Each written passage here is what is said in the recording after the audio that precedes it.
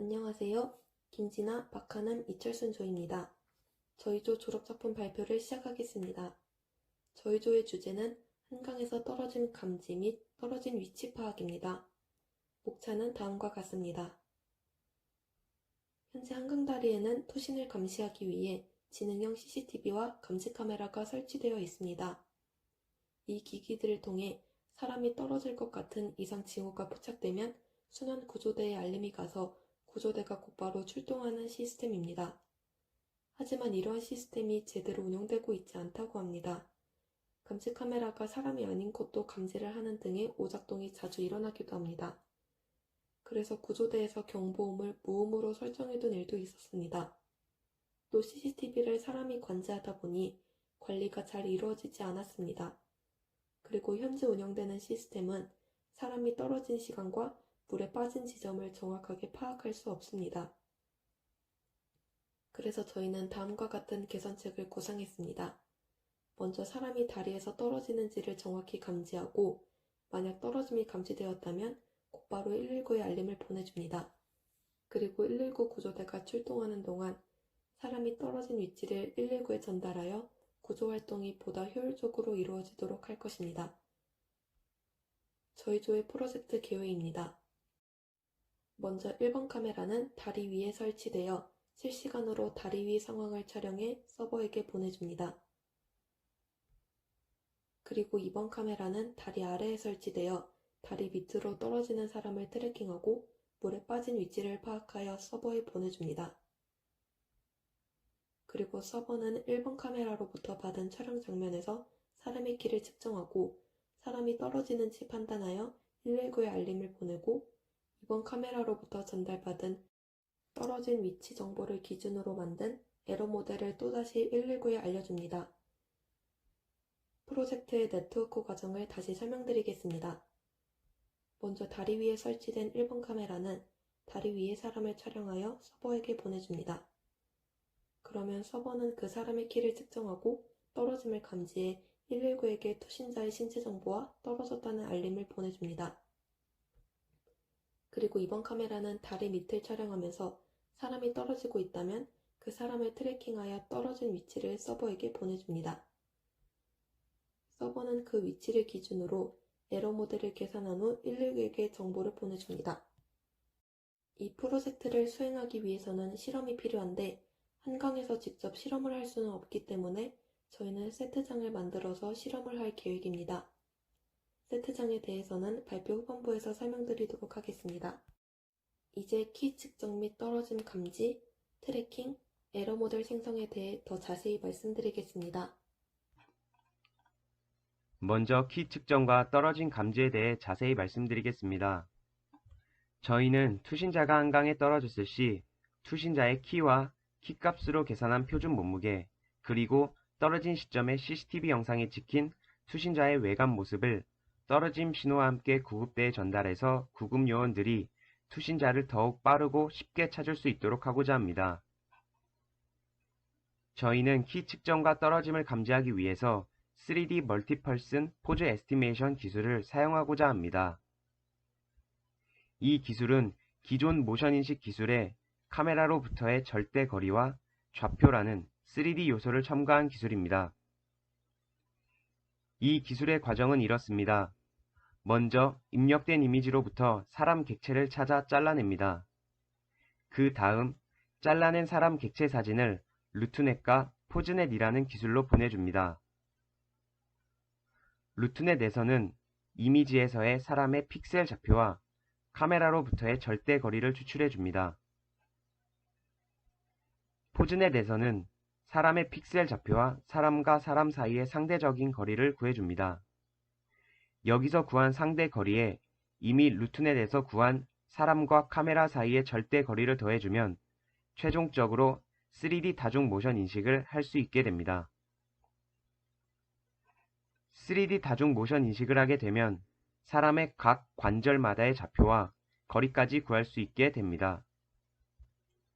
오른쪽의 표는 각 관절까지 거리의 정확도를 무포 TS3D라는 기술과 비교하여 나타낸 표입니다. 위의 표는 특정 자세별로 각 관절의 위치를 측정한 것에 대한 오차입니다. 단위는 밀리미터 단위이며 다른 기술들과 비교했을 때 이 기술의 오차 평균이 가장 적었으며 자세별 평균적으로 3.4cm의 오차가 발생하는 걸 볼 수 있습니다.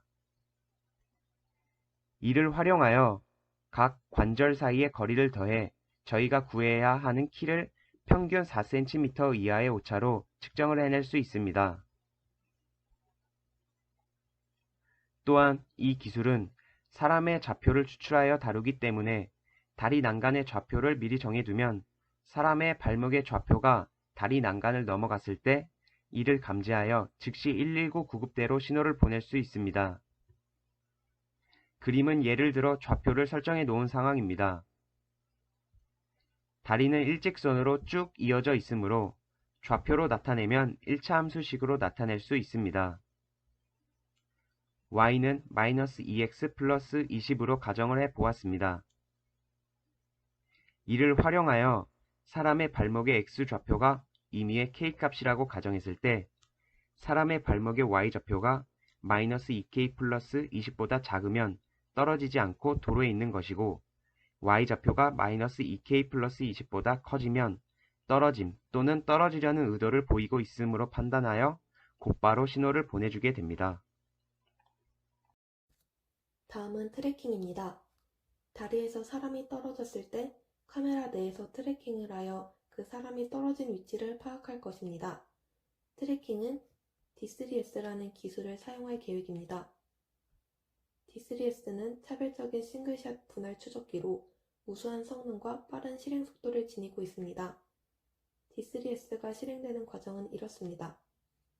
먼저 백본 네트워크에 프레임을 입력해 추출된 기능을 각각 갬 모듈과 긴 모듈에 입력합니다. 갬 모듈을 통해서는 위치 정보를 얻고 긴 모듈을 통해서는 배경 정보를 얻습니다. 그리고 각 모듈로부터 얻은 채널들은 정교화를 거쳐 정제됩니다.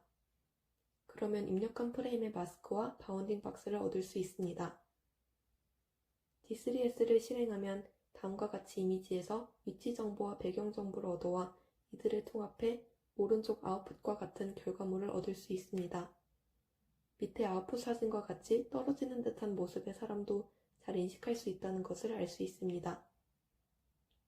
저희는 이 기술로부터 바운딩 박스를 얻어와 그 박스의 사이즈를 이용해 사람이 떨어진 위치를 파악할 것입니다. 사전에 바운딩 박스의 사이즈를 정해놓고 트래킹하면서 떨어지는 사람의 바운딩 박스가 정해둔 박스 사이즈와 같아지면 그 순간에 그 지점을 떨어진 위치로 파악할 것입니다. 그림을 통해 다시 설명드리겠습니다. 먼저 사람이 떨어집니다. 그러면 다리 밑에 설치된 카메라가 사람을 트래킹하며 바운딩 박스를 만듭니다. 그러다가 박스 사이즈가 정해둔 사이즈만큼 작아지면 그 지점을 떨어진 지점으로 판단할 것입니다.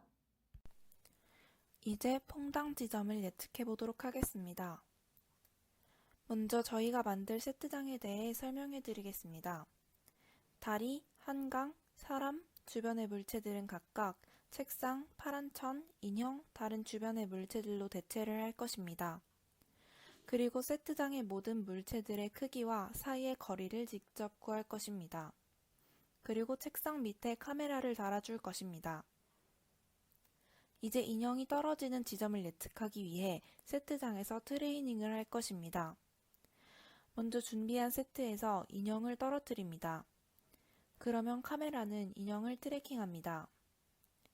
인형이 바닥의 파란 천에 닿았을 때의 바운딩 박스의 크기를 저장합니다. 이 과정을 여러 번 반복하여 가장 큰 박스의 사이즈를 저장해서 이것을 인형이 퐁당했다고 판단할 박스로 정합니다. 판단할 박스를 가장 큰 박스로 잡은 이유는 이 박스보다 더 클 때 퐁당한다면 트래킹이 끝나버리기 때문입니다. 퐁당했다고 판단할 바운딩 박스의 크기는 정했으나 실제 퐁당 지점은 조금 다를 것입니다. 그래서 실제 퐁당 지점을 예측할 것입니다. 이제 인형을 떨어뜨립니다. 그리고 떨어뜨릴 때마다 앞에서 정해놓은 바운딩 박스의 사이즈가 되었을 때의 박스의 중심점을 저장하고 실제 퐁당 지점의 바운딩 박스의 중심을 세트장에서 측정한 뒤 두 중심을 비교합니다. 이때 정해놓은 박스의 사이즈가 되었을 때의 박스 중심점은 앞에서 미리 측정해둔 카메라에 잡히는 실제 물체들의 위치로 알아낼 수 있습니다. 그림으로 다시 보여드리겠습니다. 이 과정을 많이 반복하면 예측 지점과 실제 지점을 많이 구할 수 있습니다. 이제 yi를 예측값, xi를 실제값이라 하고 w를 평균이 0이고 분산이 코베리언스를 따르는 가우시안 노이즈라고 한다면 예측값 yi를 중심으로 하는 가우시안 모델을 그릴 수 있습니다.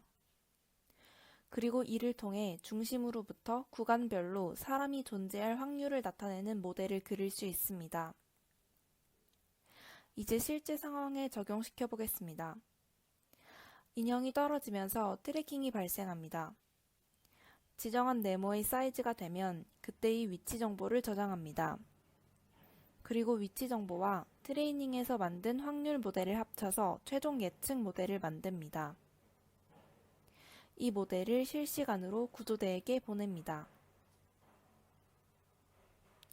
또한 저희는 따로 어플을 만들어서 구조 작업을 할 구급대원들이 이동하면서도 쉽게 구조자의 위치를 파악할 수 있도록 하고자 합니다. 또한 떨어진 지점을 클릭하면 CCTV 영상 속 떨어지기 전 구조자의 옷이나 신체 정보를 볼 수 있도록 하여 구조에 도움을 줄 것입니다. 저희는 각 파트별 리더를 정하여 프로젝트를 진행할 것입니다. 이철순 학생은 키, 떨어짐 측정, 박한음 학생은 트래킹, 김진아 학생은 떨어진 지점 예측을 중점적으로 맡았습니다. 저희의 대략적인 스케줄입니다. 키, 떨어짐 측정은 실제 사람으로 밖에서 할 예정이고 교수님께서 제공해 주실 GPU에 포즈를 돌릴 것입니다. 트래킹과 예측은 세트장에서 여러 종류의 인형으로 할 예정이고 박한음 학생의 핸드폰으로 트래킹 알고리즘을 돌릴 예정입니다. 감사합니다.